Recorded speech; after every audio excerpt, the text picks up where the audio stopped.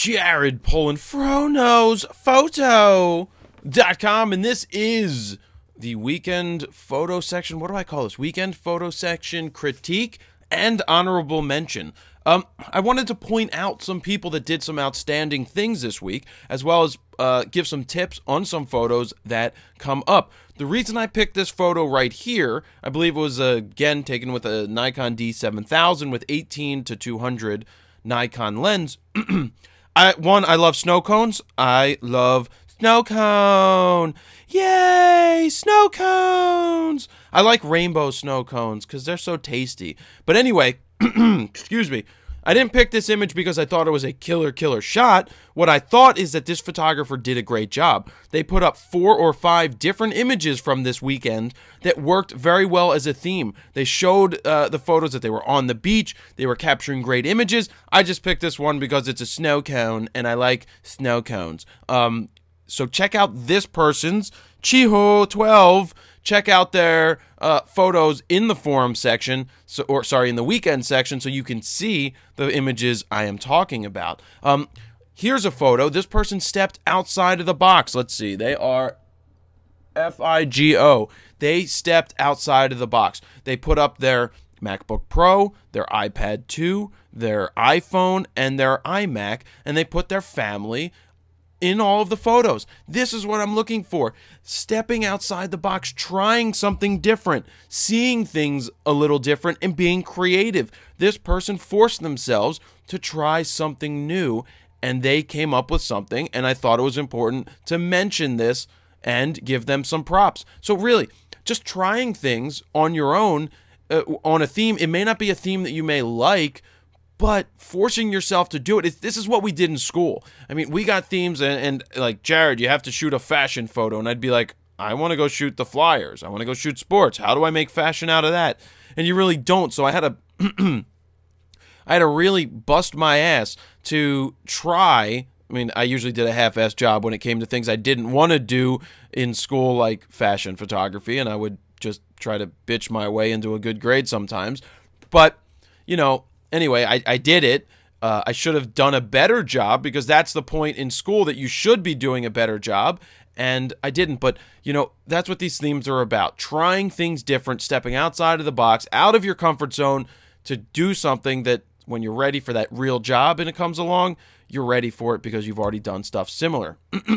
I thought this was a great composition. I loved how, you know, obviously it's a sad scene because we have a cemetery here, but putting the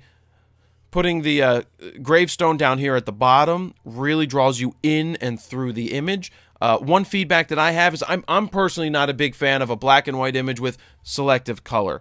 To me, I think it's trying too hard to make something out of an image.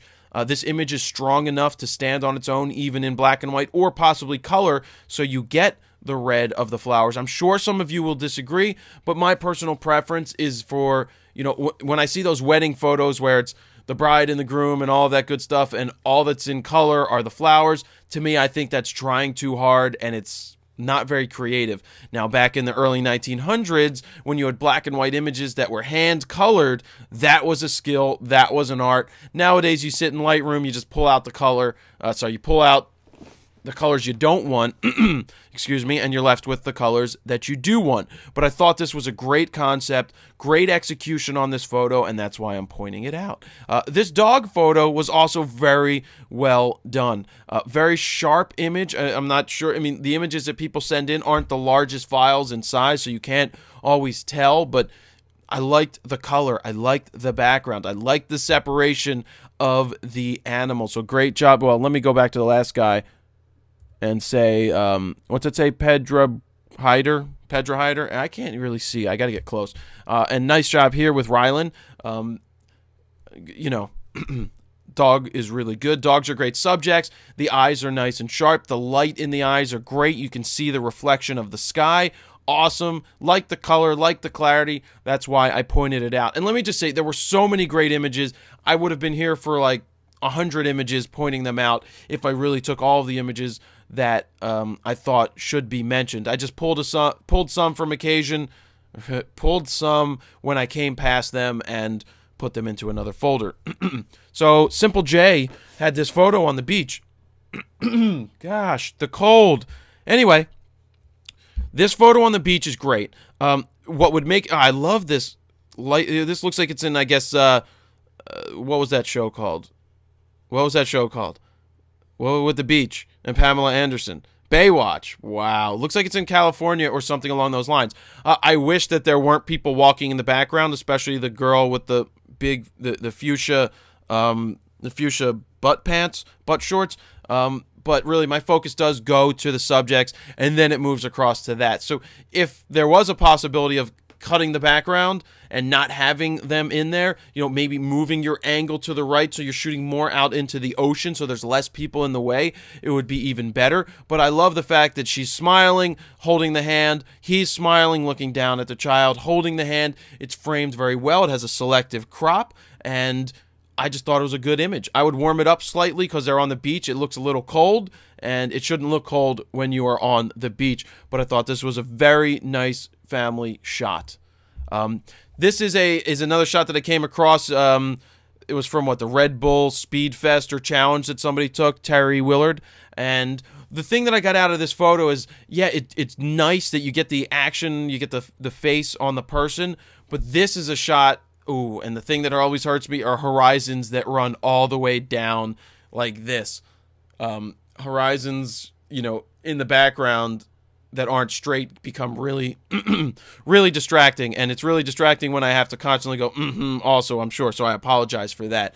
But yeah, what I would like to see with this image, and I know sports is very difficult to capture, or fast action, is in this case a wider shot showing that the go-kart or whatever this motor bike thing, it's not a motor scooter, but I would love to see why it's off the ground. So that would put it into perspective a little more. And then also not having this tilting done in an image. To me, if an image needs to be tilted, it's not strong enough. If it's not strong enough to stand on its own, it's not going to be stronger because you tilted it. So that's just my personal feeling about photos. But if you look at the background, it just becomes distracting that it's running downhill.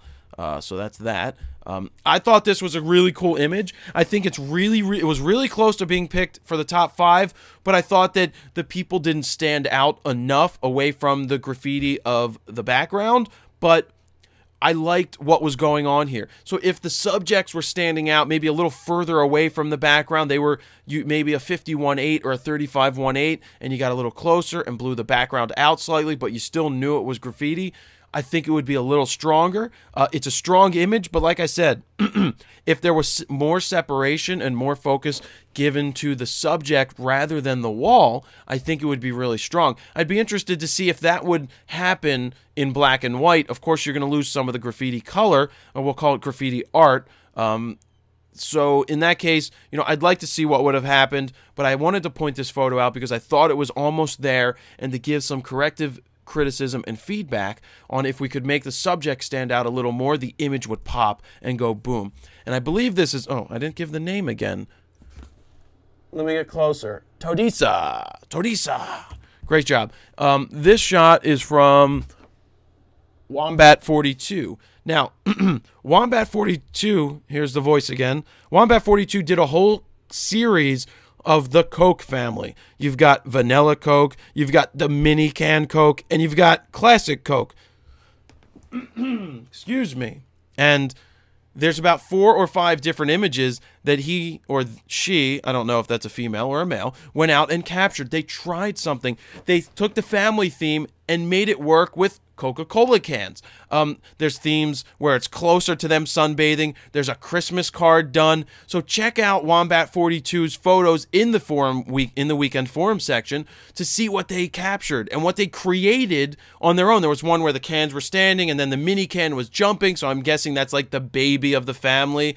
And there's the straws. So thought went into this. They thought, hey, why don't I make the Coca-Cola family theme into these photos on the beach? They're having fun, they're doing their thing, and then there's a Christmas card or a holiday card, and that's what you're looking for. Stepping outside the box, being creative, making something where there may not be something, and just trying it. So again, great job this week, and I think that's the last one, and we're back to the snow cones, and I love snow cones, or they call it shaved ice over there. It looks like Hawaii. So again, apologize for all the coughing and the hemming, but it is what it is. I think I'm almost through the cold, and hopefully I'll be done soon. So great job. Hope you enjoy these critiques. I will try to do them week in and week out if there's time, and there are images to point out. So I hope this helps you guys out. Great job. Well, I'm not going to say hope to see you next week. I really would love to see you next week.